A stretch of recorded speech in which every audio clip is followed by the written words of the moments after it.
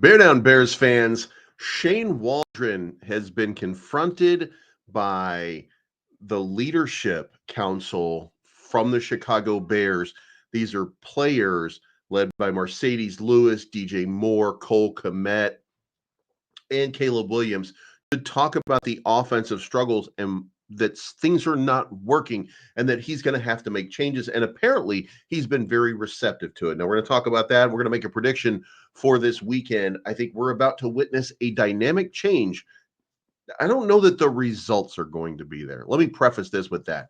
I don't know that the results are going to be immediately apparent. I think that they should be if he's doing the right things and he's working for the betterment of the team. I think that the results should be there. However, there are going to be some changes to this team, I think, immediately. And I feel like we're probably going to turn a corner. And speaking of which, not only did we see this happen, did we see the players approach Shane Waldron? Shane Waldron's job could be in jeopardy.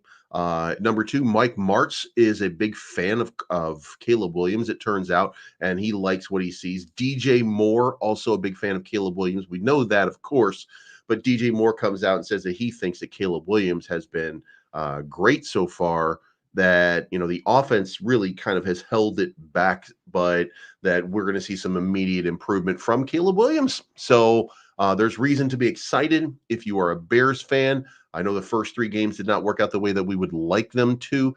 1-2 going into this game against the Rams. Hopefully, what's his name? Rob Hackenfield is going to have the worst game of his career, and Montez Sweat is going to go off. But we're just going to start winging it and see what happens here. If you like this type of content, make sure you hit the like button. The one thing that you can do to help me is to push this up in the algorithm. Now, Bears players have met with Shane Waldron, and here is kind of a breakdown of what happened. A lot of people were kind of excited about Shane Waldron coming in because he did wonderful things for Geno Smith's career for sure. But right now, when we kind of watch what's going on, the Bears don't seem to have an identity yet. We're still waiting to see that.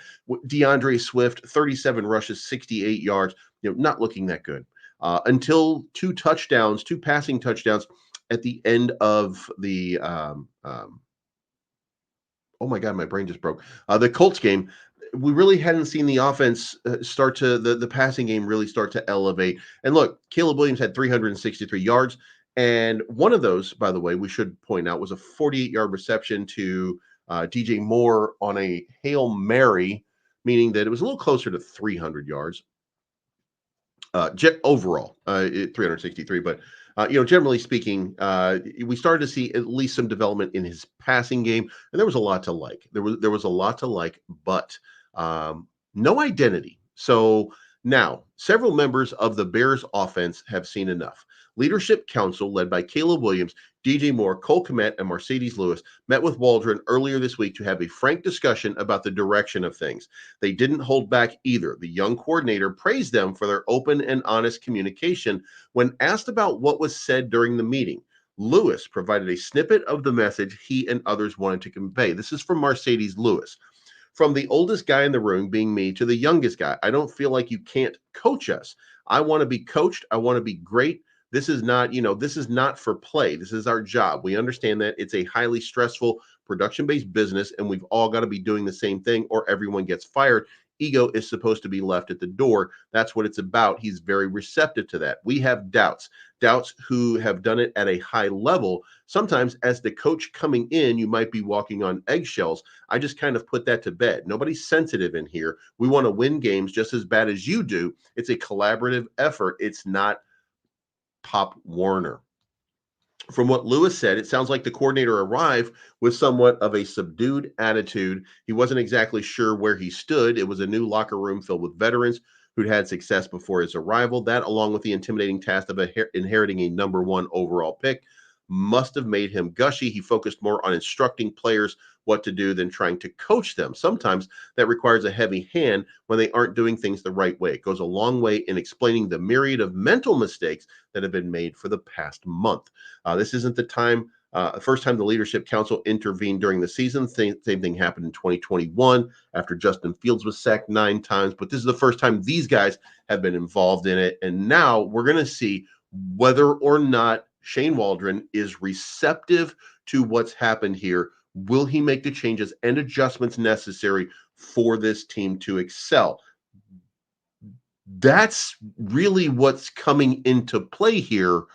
And it's important that we recognize the potential here for this team. If this team really kind of had this heart to heart, if that really matters to Shane Waldron, I'm sure that there's a couple of things. And by the way, I'm going to point out some of the things as we get through this that, if done correctly, we are going to see a huge and phenomenal moment for the Chicago Bears.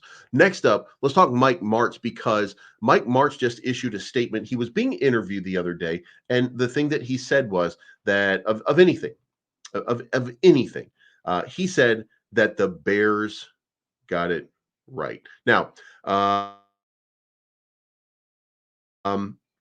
when he came here, a lot of people thought, "Oh, wow, Mike Martz." Mike Martz was the genius behind a lot of the success that Kurt Warner had, and this was a great opportunity for him and Jay Cutler. But the offense just struggled. The offensive line committing to something that has plagued the Chicago Bears for 20 years now, struggled mightily. And if you guys remember, there was a game where Jay Cutler was sacked 7 times in the first half.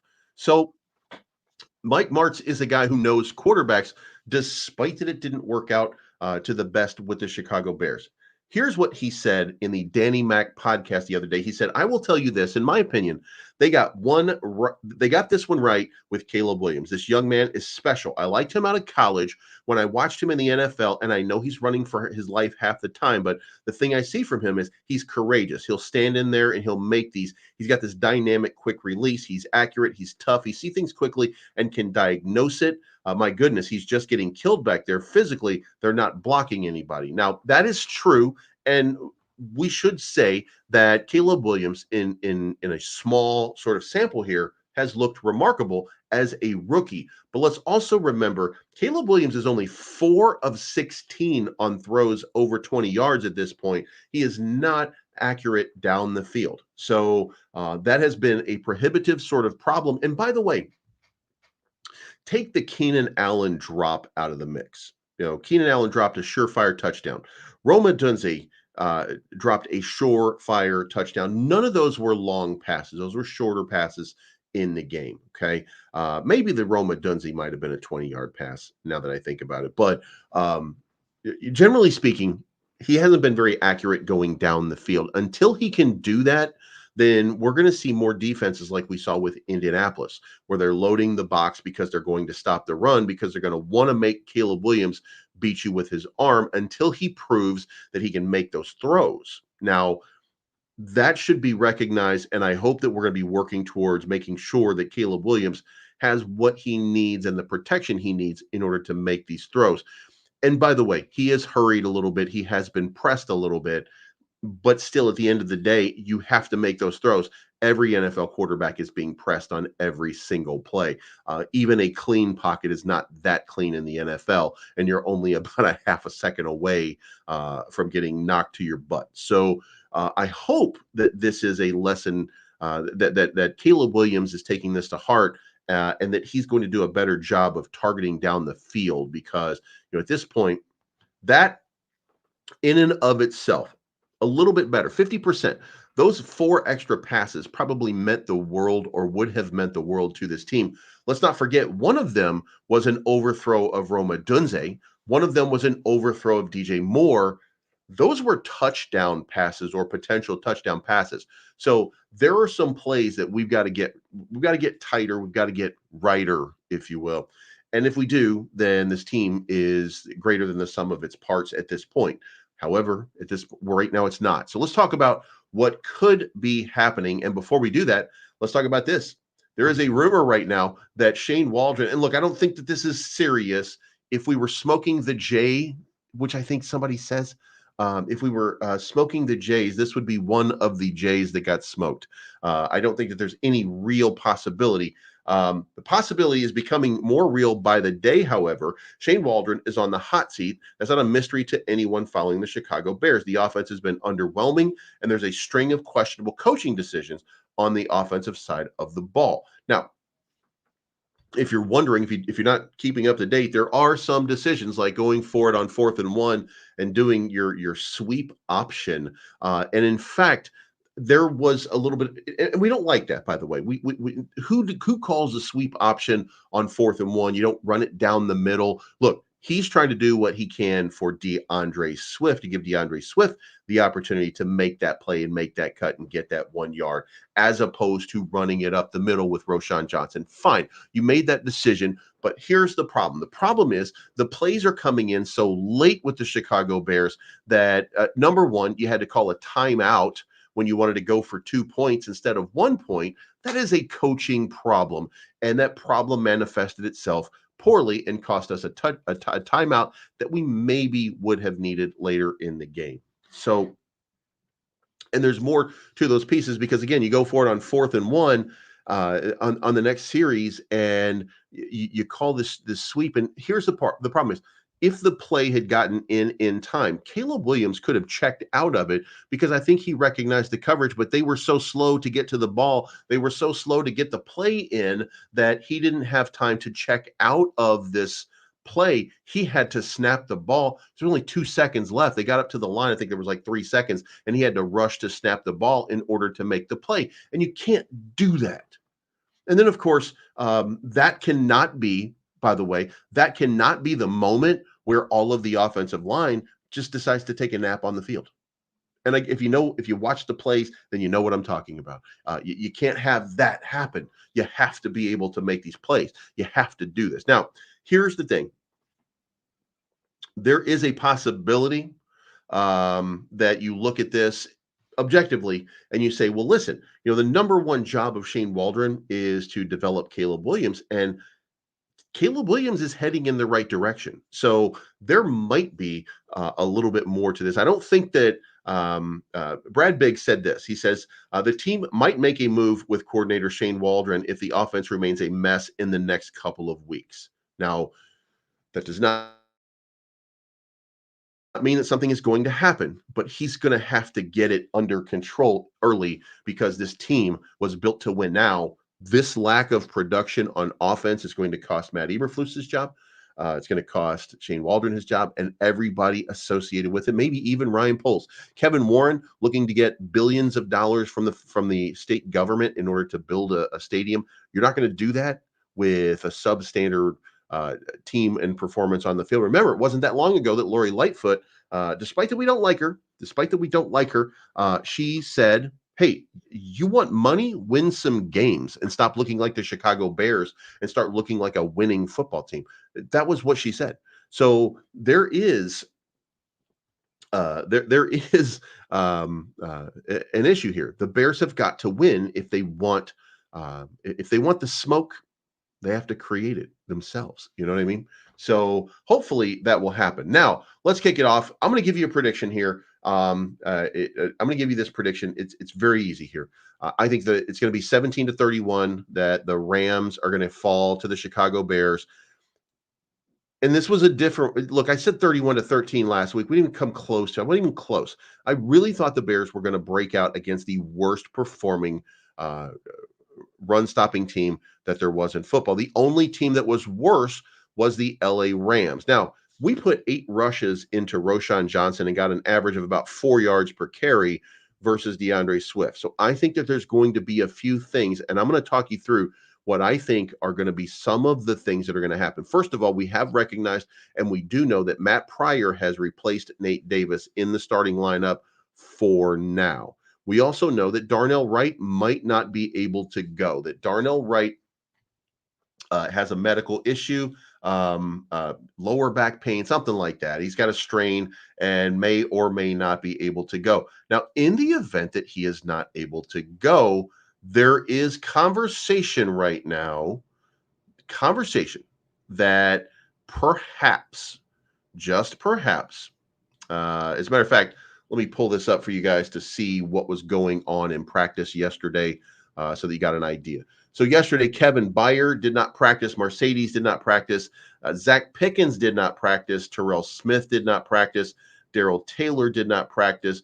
Darnell Wright was limited after not practicing the day before. Keenan Allen was limited. So there's possibility he's going to play. Andrew Billings did not practice. Kari Blasingame was limited. Nate Davis was full in practice.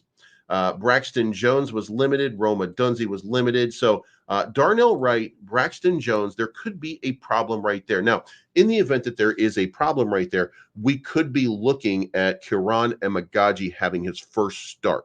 Now, how will he do? Well, he's going to do like a rookie.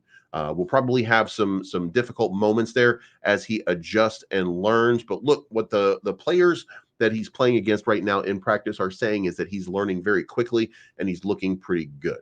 So what we could be watching, or what we could see with this injury report, is we could see Darnell Wright not be able to make it. Now, he was limited.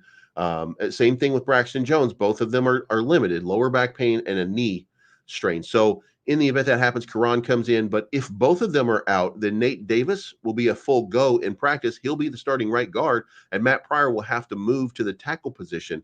That is not optimal, but that is what could happen. Now, in the event that that does not work out, there is another shuffle that could still be under consideration until we get Ryan Bates back, and that is to move Doug Kramer to the center position, move Coleman Shelton to the right guard position, leave Nate Davis on the sidelines, and then still bring in Kiran Emagaji at the right tackle, and then Matt Pryor at left tackle. So there are some moves that are going to be made. We don't know exactly how this is going to play out, but here's the one thing. Shout out to Nate Davis, whose groin seems to be just fine all of the sudden when his job's on the line. So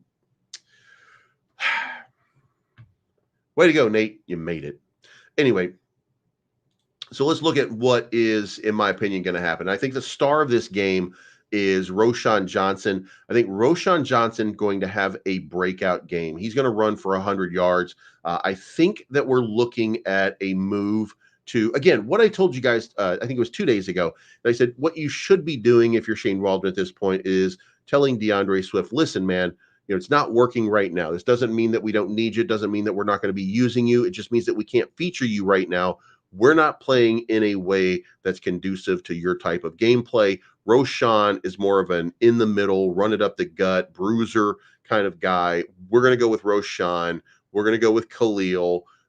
We'll bring you out on passing plays for the moment until we can get this offense sorted the way we need to. We're going to have to run up the middle. So I think Roschon Johnson about to have a breakout game that we're going to start to see. We're going to have that moment right now where people are going to be like, well, we're going to put some respect on Roschon Johnson's name because he is coming to play hard. So the first thing that I think is Roschon Johnson going to have a breakout game. He's going to come in, look every bit the part. 100 yards rushing, something like that. Probably a touchdown. Caleb Williams, over 250 yards passing, no interceptions. I do think that he's going to have a couple of touchdown throws, maybe 3 touchdown throws. Look, I think that there's a corner, not just for Caleb Williams, but for the entire team that's going to be turned here, where they start to look like a semblance of the team that we are hoping for and expecting early on in the season. That's what I think is going to happen. So we're going to have Roschon having his breakout game. We're going to have Caleb Williams throwing for over 250 yards, no interceptions. And by the way, after Caleb Williams said, what I did right there is not going to happen again, it happened again. So is he learning a lesson? Well, I would like to say that he probably is. He's probably, look, I think he wants every single one of these throws back. I think he thinks that he's still the man, and he doesn't realize that, he's no better or worse than everybody else on this team right now. So he's going to have to get it together a little bit. I think, that's a hard lesson for him to be learning right now, but he's learning that lesson. So we'll see how it plays out. I really think that Caleb Williams comes out and has his best game. Won't be the most yards, I don't think, but it will be his best game, and it'll be led by DJ Moore, who I'm going to predict has 100 receiving yards and 2 touchdowns. I think getting the ball to DJ Moore right now is paramount in this offense, and getting the ball into the hands of Roschon Johnson for that rush up the middle. I think those are paramount right now. And I think that the Rams, by the way, worst rushing defense. Remember, we did not do very well with Indianapolis Colts, who were the second worst.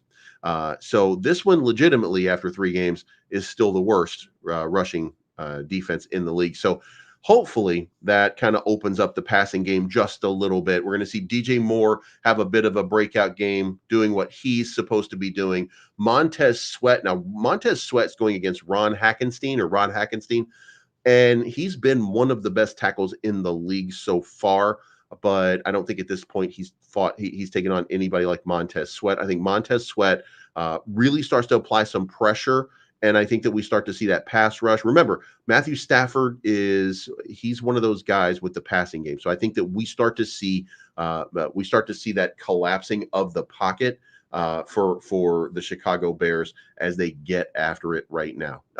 The Los Angeles Rams are going to be without their 2 best receivers. Cooper Kupp will not be in the game, and Puka Nacua will also not be there. Now, they do have a good system of backup receivers, but when you have your 2 stars at receiver not in the game, that's going to take a little bit longer for your plays to develop because your best players are on the field. So it's going to be a little bit slower, and that's going to give the Bears a little bit more of an opportunity. So I think Montez Sweat finally has a couple of sacks in the game. Caleb Williams, 250-plus yards, 3 touchdowns. I think Roma Dunze is going to have another big game. I don't think the ball is going to be distributed all over the place as much. I think, Roma Dunze, 80 to 100 yards, maybe a touchdown. Cole Kmet most likely is that guy with the big touchdown and the sure hands when it matters. Remember, Cole Kmet is 15 of 16 15 catches on 16 targets. That is a 94.7 catch rate. That is phenomenal. Everything being thrown his way, he is finding a way to catch. And let me also point out this for those of you that are still questioning Shane Waldron, because I am too. He recognized his mistake in putting Gerald Everett out there. He made that change already to Cole Kmet, not just going to Cole Kmet, but featuring Cole Kmet, and Cole Kmet has responded to that. So, and Roma Dunze continues to improve and get used to the NFL schedule. So the changes are being made at the offensive line. Nate Davis, you would look, if you have a groin injury, but you can still practice, and you haven't been there in the preseason because there's always been something, you go in there and you play your game, right? Well, the Bears made it easy. They made a change. They moved Matt Pryor, and they gave Matt Pryor a look instead of Nate Davis. They took that $12 million and said, look, it's a loss, okay, at this point. He's going to have to play his way back into the lineup, or somebody's going to have to get injured in order to get him back in the lineup, because if not, we're going with somebody else. Now, speaking of going with somebody else, the reason that Coleman Shelton hasn't been benched yet is because the best player, he's the second best center, according to what these guys have in their mind. I don't know if that's correct or not. I like what I saw from Doug Kramer in the preseason, but Doug Kramer was doing it against 2s and 3s. So, Ryan Bates is probably the guy that they're looking at for the center position at this point, but he's not going to be back until 2 more games. So, you have to make do with what you have, and you have to let these guys run. Now, one of the other pieces is the Bears have recognized 2 problems, and they've addressed them. First of all, the players came to them, and it was about getting the plays in time. The thing that I just explained to you from Caleb Williams was one of the problems that they addressed with Shane Waldron. The plays have got to come in quick so that we can make adjustments. Let Caleb read the defense and let him make the plays. Don't put him in positions where he just has to run the stupidest play because you called a bad play. Give him a chance to help you succeed, and you will succeed.